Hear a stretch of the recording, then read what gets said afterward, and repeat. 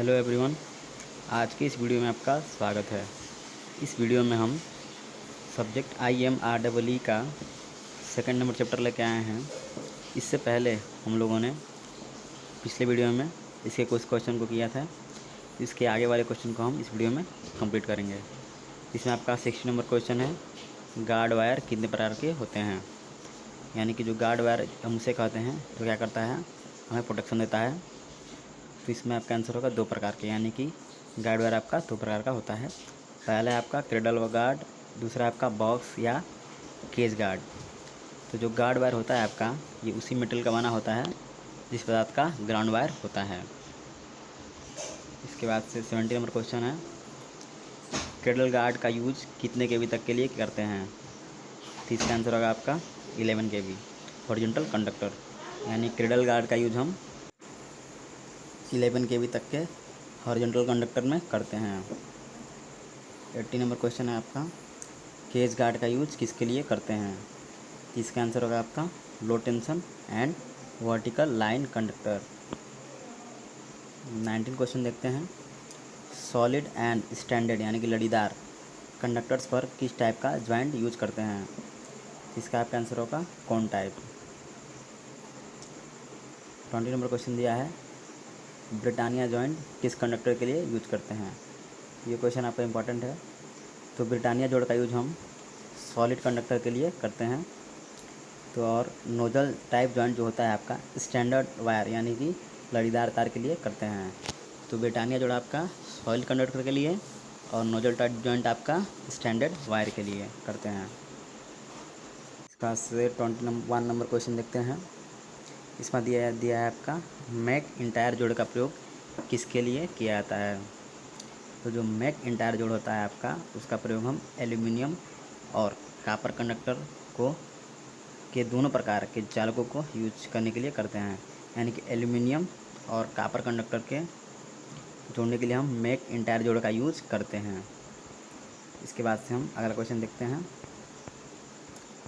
आगे दिया है आपका इस चैप्टर में इम्पॉर्टेंट क्रॉसिंग, यानी कि जब हम रोड के ऊपर ट्रांसमिशन लाइन को ले आते हैं या फिर नदी पार करते समय जब हम उस ट्रांसमिशन लाइन को पार कराते हैं तो हमें किन किन चीज़ों का आवश्यकता पड़ती है या फिर किन नियमों का हम लोग ध्यान रखते हैं, तो इसी के बारे में आपका दिया है।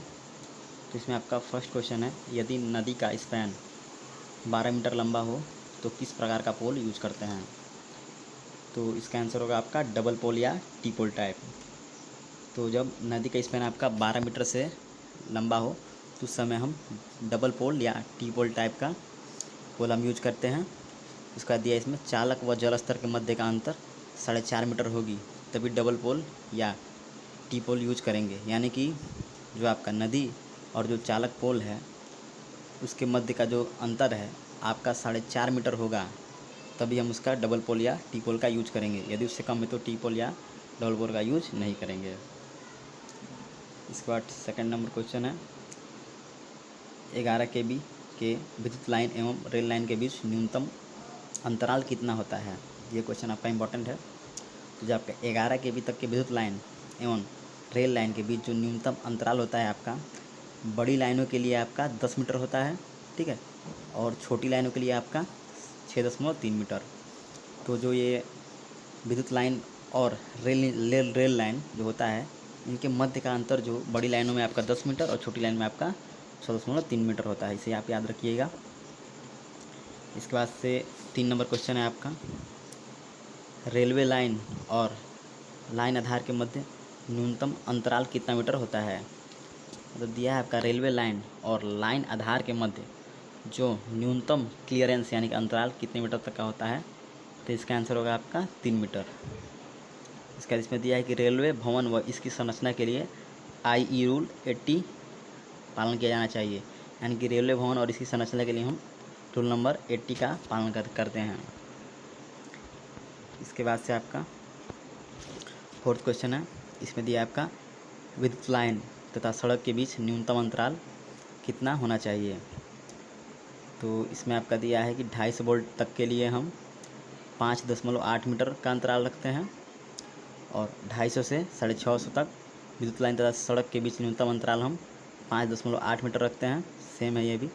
उसके बाद 11 kV पर हम 6.1 मीटर का अंतराल रखते हैं और 33 kV पर हम लोग 6.1 का अंतराल रखते हैं। यानी कि विद्युत लाइन जो होता है उससे और जो सड़क का बीच का न्यूनतम जो अंतराल होता है आपका, यहाँ पे आपका दिया है 250 वोल्ट के लिए 5.8 मीटर और 11 kV के लिए 6.1 मीटर। ठीक है, इसके बाद से नेक्स्ट टॉपिक देखते हैं। दिया है लाइन इंसुलेटर। तो लाइन इंसुलेटर ये आपका काफ़ी ज़्यादा इंपॉर्टेंट टॉपिक है। इसमें हम वन लाइनर ऑब्जेक्टिव क्वेश्चन को देखेंगे। तो चलिए शुरू करते हैं। इसमें आपका 1 नंबर क्वेश्चन है, लाइन इंसुलेटर पोर्सिलीन में कौन कौन से मुख्य गुण होते हैं। जिसमें आपका आंसर होगा वायुमंडलीय गैसों, नमी आदि के प्रभाव से मुक्त होने चाहिए। ठीक है, इसकी संपीड़न सामर्थ्य 70,000 किलोग्राम प्रति सेंटीमीटर स्क्वायर होना चाहिए। डाइलेक्ट्रिक स्ट्रेंथ हाई होना चाहिए। टेंसाइल स्ट्रेंथ आपका यानी तन्यता क्षमता आपका 500 किलोग्राम प्रति सेंटीमीटर स्क्वायर होना चाहिए। डाइलेक्ट्रिक स्ट्रेंथ आपका 60 kV पर सेंटीमीटर लगभग होना चाहिए। और ये क्या होना चाहिए आपका इम्प्योरिटीज से मुक्त होना चाहिए। ठीक है, तो एक लाइन इंसुलेटर पोर्सिलीन में यह निम्न गुण का होना अति आवश्यक है। इसके बाद 2 नंबर क्वेश्चन देखते हैं। दिया आपका विद्युत ट्रांसमिशन व वितरण लाइन में उपयोग इंसुलेटर कितने प्रकार के होते हैं। ये क्वेश्चन आपका काफ़ी ज़्यादा इंपॉर्टेंट है। इसमें आपका आंसर होगा यानी कि ये टोटल आपके 5 टाइप होते हैं। इसमें पहला टाइप है आपका पिन टाइप इंसुलेटर, दूसरा है डिस्क इंसुलेटर, इसमें आपका 2 प्रकार का होता है, स्ट्रेन इंसुलेटर और सस्पेंशन इंसुलेटर। थर्ड नंबर है आपका सेकल इंसुलेटर, फोर्थ नंबर है आपका स्टे इंसुलेटर और 5 नंबर है आपका स्प्लिट इंसुलेटर। यानी कि जो विद्युत ट्रांसमिशन और वितरण लाइन में आपका जो इंसुलेटर है आपके टोटल इतने प्रकार के होते हैं। तो ये जो आपके टाइप्स हैं इंसुलेटर के, तो इनमें कौन सा इंसुलेटर कितने केवी तक के लिए यूज होता है, यह काफ़ी ज़्यादा इंपॉर्टेंट है। चलिए ठीक है, तो इसमें देखते हैं हम। फर्स्ट क्वेश्चन है आपका, पिन टाइप इंसुलेटर का यूज हम कितने केवी तक के ट्रांसमिशन लाइन में होता है। तो इसका आंसर आपका होगा 33 kV। यानी पिन टाइप इंसुलेटर का यूज हम 33 kV तक के ट्रांसमिशन लाइन में करते हैं। इसे कभी कभी हम 66 kV के अंतराल तक भी करते हैं। ठीक है, लेकिन वो आप क्या होता है काफ़ी ज़्यादा कॉस्टली पड़ता है यानी महंगा पड़ता है। इसका 4 नंबर क्वेश्चन है आपका, एक डिस्क इंसुलेटर का प्रयोग कितने केवी तक के लिए किया जाता है। तो जो आपका एक डिस्क जो होता है सिंगल डिस्क, उसका प्रयोग हम 11 kV तक के लिए करते हैं। यानी कि इस जो प्रत्येक डिस्क आपका होता है वो 11 kV तक के लिए होता है। तो इस तरह हम जितना ज़्यादा डिस्कों की संख्या बढ़ाएंगे आपका उसका क्षमता बढ़ता जाएगा। ठीक है, उसके बाद से दिया आपका सस्पेंशन टाइप इंसुलेटर का प्रयोग कितने kV तक के लिए किया जाता है। तो यह इसका आंसर होगा आपका 33 kV से 850 kV तक के लिए किया जाता है यानी वर्टिकली। तो जो आपका सस्पेंशन टाइप इंसुलेटर रहेगा उसमें जो आपका इंसुलेटर रहेगा वो आप किस रूप में रहेगा, आपका वर्टिकल या लंबवत रहेगा। ठीक है, एक लड़ी के रूप में लंबवत के रूप में रहेगा। इसका प्रयोग हम 33 kV से एबव के ट्रांसमिशन लाइन में करते हैं। 6 नंबर क्वेश्चन है आपका, स्ट्रेन इंसुलेटर का प्रयोग कितने kV तक के लिए के ट्रांसमिशन और डिस्ट्रीब्यूशन लाइन में किया जाता है। इसमें आपका आंसर होगा 33 kV तथा या फिर इससे ऊपर। यानी कि स्ट्रेन इंसुलेटर जो आपका होता है इसका प्रयोग हम 33 kV या इससे ऊपर के लिए करते हैं। 7 नंबर क्वेश्चन है आपका, तीव्र मोड़ नदी पर किस प्रकार का इंसुलेटर का प्रयोग किया जाता है। तो आपका तीव्र मोड़ नदी पर हम लोग किस प्रकार इंसुलेटर का प्रयोग करते हैं, strain type insulator. 8 number question है आपका, shekel type insulator use for. यानी कि सेकल टाइप इंसुलेटर जो होता है उसका प्रयोग हम कितने केवी तक के लिए करते हैं। तो इसकी ये क्वेश्चन आपका इंपॉर्टेंट है। इसका प्रयोग हम use for low voltage application. ठीक है, इसका प्रयोग हम लगभग 400 वोल्ट तक के लिए करते हैं। और हमें इसका प्रयोग वहाँ करते हैं जहाँ पर डेड इंट यानी कि जो लाइन का ट्रांसमिशन लाइन का अंतिम जो होता है पोल वहाँ पे करते हैं, या फिर लाइन के सीधे मोड़ के लिए, या फिर लाइन सेक्शन के लिए, या फिर नदी पार करने आदि की स्थिति में। ठीक है, तो सेकल टाइप इंसुलेटर में हम लोग डी तथा आई क्लैम क्रॉस आर्म का यूज करते हैं। ठीक है, ये इंपॉर्टेंट आपका डी तथा आई क्लैम। तो सेकल टाइप इंसुलेटर में हम लोग डी तथा आई क्लैम का यूज करते हैं। अब आपका है स्टे इंसुलेटर। यानी कि स्टे इंसुलेटर का यूज हम किस लिए करते हैं।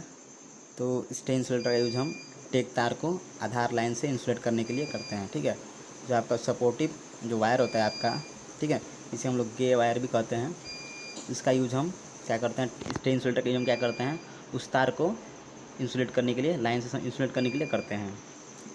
उसके बाद 10 नंबर क्वेश्चन है आपका स्प्लिट इंसुलेटर, यानी कि स्प्लिट इंसुलेटर का यूज हम किस लिए करते हैं, तो इसका आंसर होगा आपका लो वोल्टेज लाइन्स में गार्ड यानी कि रक्षा तार के रूप में, ठीक है, वायर के लूप गार्ड के स्थापित करने के लिए किया जाता है, ठीक है। यहाँ पे आपका ये क्वेश्चन इंसुलेटर का ख़त्म हुआ, ठीक है। तो इस वीडियो के बाद हम एक और वीडियो लेके आएंगे जो कि अर्थिंग का होगा, जो आपका अर्थिंग चैप्टर है, सॉरी इसी चैप्टर में आपका एक अर्थिंग टॉपिक है जो कि काफ़ी ज़्यादा इंपॉर्टेंट टॉपिक है, ठीक है। उस पर हम टॉप 40 इंपॉर्टेंट क्वेश्चन को देखेंगे। तो ये जो अर्थिंग टॉपिक है आपका ये EEE सेकेंड के लिए भी इम्पॉर्टेंट है और इस सब्जेक्ट के लिए इम्पॉर्टेंट तो है ही, ठीक है। तो यदि इस वीडियो में आपको कहीं भी मिस्टेक नज़र आए या फिर किसी भी क्वेश्चन में आपका डाउट हो तो प्लीज़ कमेंट बॉक्स में कमेंट करें, ठीक है, उसे सही किया जाएगा, ठीक है। तो इस वीडियो को देखने के लिए धन्यवाद। प्लीज़ हमारे इस चैनल को सब्सक्राइब करें, ठीक है। Thanks for watching this video. जय हिंद।